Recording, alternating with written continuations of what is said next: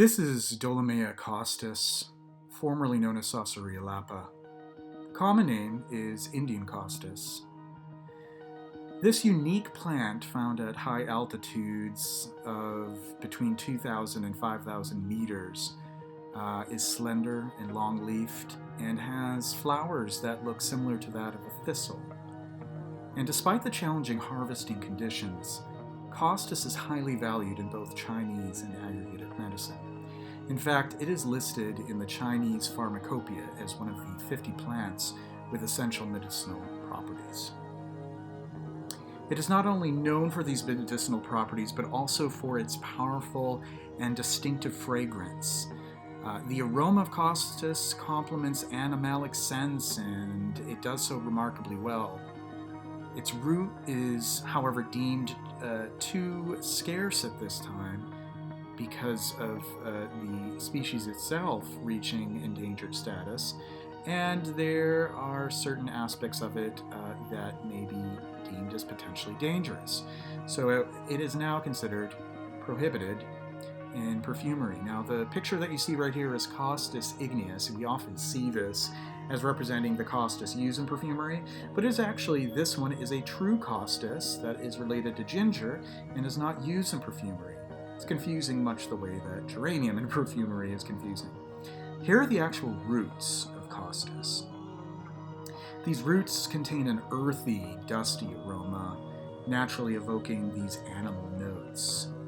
And these animal notes are quite fascinating because they may smell like fur or unwashed hair. There's a certain greasiness, oiliness, like the smell of sebum, sebum being the secretion that is made from the skin to protect it. And this Costus root has that kind of scent to it. It's often been also described as similar to goat hair, goat fur, dirty socks, dirty laundry, and it is quite unique, and in its pure form can be almost off-putting, if not fascinating, when smelled in its pure form. However, its usage lends some exceptional changes and transformations in compositions, bringing depth to them. It's often featured in woody fragrances, fern fragrances, fougères, chypres, florals, along with musk and amber and leather and incense. And these ingredients, they add this intensity to these natural elements. And it's often considered a bold touch of virility or sensuality in perfumery. So there are a lot of things that come into play with this particular natural material that has been reproduced for perfumery in synthetic ways or with a combination of naturals and synthetics. These are some of the examples of the components that can be found in Costus root, and these same components are incorporated into synthetics that reproduce it. So there's more information on this through a link that I have in the description from Fragrantica by a gentleman. He is Matvey Yudov. So without further ado, let's check out the 10 fragrances in my collection that feature Costus. Costus is one of my favorite notes in a fragrance because of its ability to lend a naturalness and a depth to just about anything that it's combined with. And that's demonstrated in the examples of fragrances in my collection that showcase Costus. We'll get things started by going really far back. As far back as the 30s, where the French house of Bourjois released this beauty, which is called Mais-Oui. And Mais-Oui is an early example of putting a lot of animalism, animal magic into an aldehydic floral. And this, my friends, is the apotheosis of Costus in a fragrance, along with a civet. There's also honey and styrax, very musky.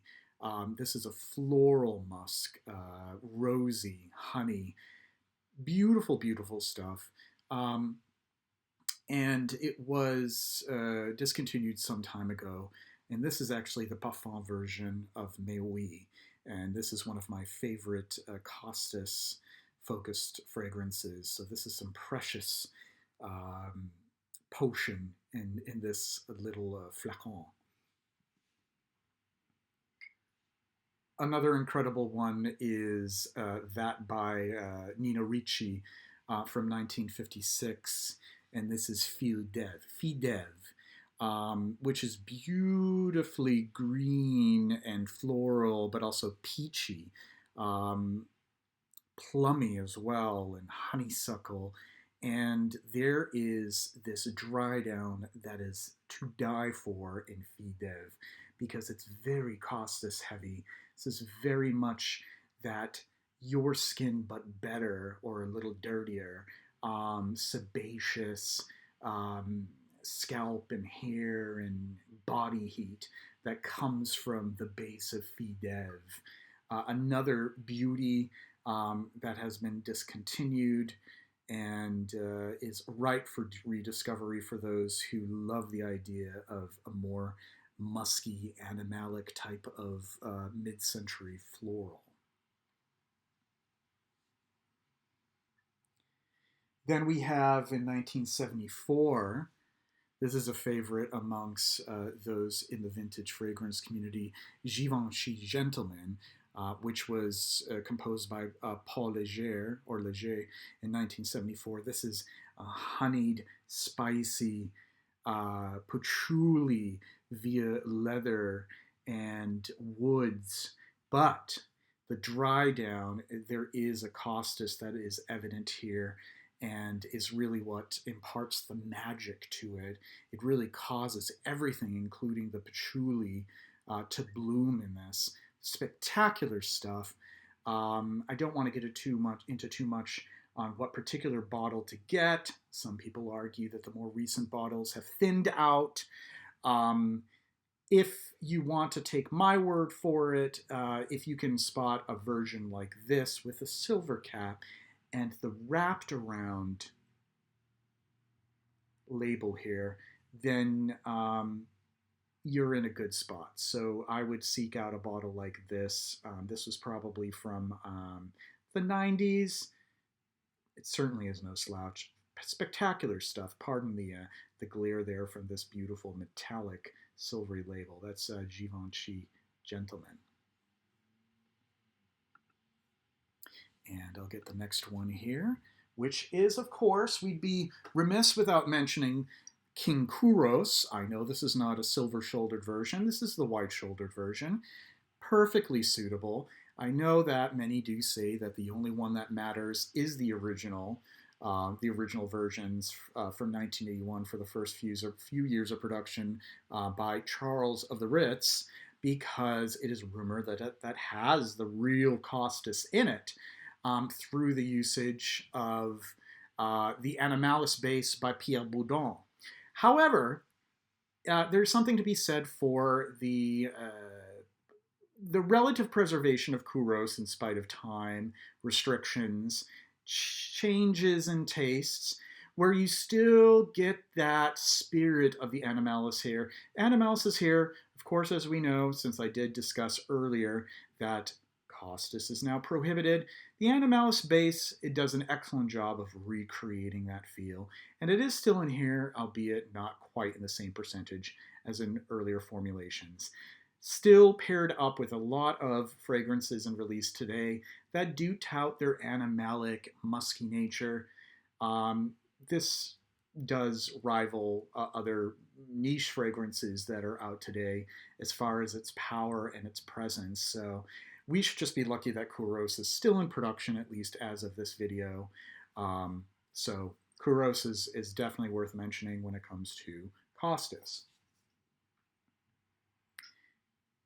And this one from 1986, Parfum de Peau by Edouard Flechier. Lovely, lovely, narcotic, fruity, green, spicy, amazing stuff here. I mean, there's like a cornucopia of flowers, and then there's leather and incense, and the smokiness is bolstered by an animalis or a costus. And it's just incredible. This stuff is just singular in design. I will say that the newer versions of this are diluted. It would behoove you to seek an older version of this. It won't set you back too much money. This is not um, this isn't unobtainium, at least not right now. This one in particular that I have, I will read it. This is it just does. It doesn't happen to say like who produces it, but I think you need to get the blue boxes that have sort of like more of a grayish look to them without Montana and the text written in gold. It's more, they're written in another shade of blue, if that makes sense. I wish I had the bottle here, but try to seek older versions of Parfum de Peau. Extraordinary stuff. Really one of the best from the 80s. And I mean, the Genome bottle, come on now. Just, it's iconic. And then one of my favorite fragrances, we're fast forwarding into the 21st century with Lynn Harris's Rien from Miller Harris. I've discussed this one before in a previous video or previous videos. This opens with an neroli and then quickly goes into this unbelievable labdanum heavy amber and some patchouli, plenty of vanilla, but this is a dirty vanilla. This is a dirty vanilla because it's very musky, very animalic musk, and there is a Costus accord in this as well. One of my favorite examples of a Costus heavy fragrance is Les de Rien. Incredible stuff. Just not given as much praise as it should and attention as it should. Les de Rien, Miller Harris. I have two from Etat Libre, both composed by Antoine Lee. The first one solely by Antoine Lee, which is from 2006. This is Leen, and Leen is this super aldehydic, super incensey. Everything is moved to the front, and all the levels are up. It is a powerhouse beyond compare. But once again, the amber, the labdanum, the dry down here, it is evident that there is a Costus base used here, and it is used to great effect in Leen. Another stunning creation released by Etat Libre. One of the earliest ones, I think, from the first year that the house was launched. Not only this, but Antoine Lee's collaboration with Antoine Maison-Dieu, Vierges et Toreros, elegant, animalic, sensual, narcotic. This is a tuberose and leather with some spice surrounding it, a little bit of a ylang-ylang as well. But the muskiness and the dry down is accompanied by, yet again, this sebaceous, oily, dirty, erotic Costus. And you can smell it right out of the atomizer here. Just sensational stuff. Vierges et Toreros. Toreros, rather. Toreros. I often get tongue-tied with this French. Musc Tonkin, Marc Antoine Corticchiato, Musc Tonkin. There is no notes breakdown. It's musk, but so many things come into play here. Florals, other accords that are just hard to pin down, that are not quite legible. There's just, everything seems so much more a whole greater than the sum of its parts kind of fragrance, kind of like those classics.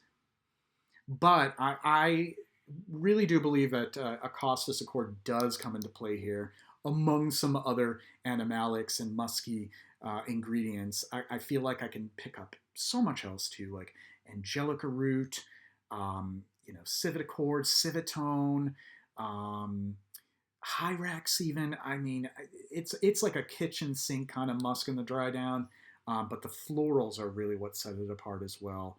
Musc Tonkin is another great example for Costus, in my opinion. And then lastly, this is the most recent out of the 10 that I wanted to share, and this is by a truly talented new perfumer on the scene. I don't know if she's that new, but I'm new to her, and she has an independent house. It's called Miskeo Parfums. Marie Pierre Blanchett, phenomenal work. This is Miskeo Pistil, and this is where Costus comes into play in exalting greenness, herbaceousness, violet, all kinds of beautiful green and floral aspects. Phenomenal stuff. This is Pistil, released in 2022. Opens with this wormwood. There's violet, galbanum, florals like narcissus, herbs, woods, but the Costus is hair and spades. It has that unctuousness, that carnality to it. Just a really great interpretation of what muskiness, Costus, and animalics in general can do in an otherwise green, herbaceous floral. Beautiful stuff. That's Pistil from Miskeo Parfums. So, those are the 10 that I wanted to share. If you have some favorite perfumes or fragrances that feature Costus, why don't you let me know what they are? I'm sure there are plenty out there that I'm not even aware of. Maybe those that I have tried and thought were good enough, but didn't really put a spring in my step. But I'd love to hear from you. It's always great to hear from those of you who tune in. And if you were interested in this kind of content, if you enjoy this video, please don't hesitate to like, subscribe. That'd be great too. Hit the bell button to receive notifications of further videos and live streams. I do live streams regularly as well. And until next time, I hope that everybody is faring well, in good health, and in good spirits. And I will see you all again very soon. Bye-bye now.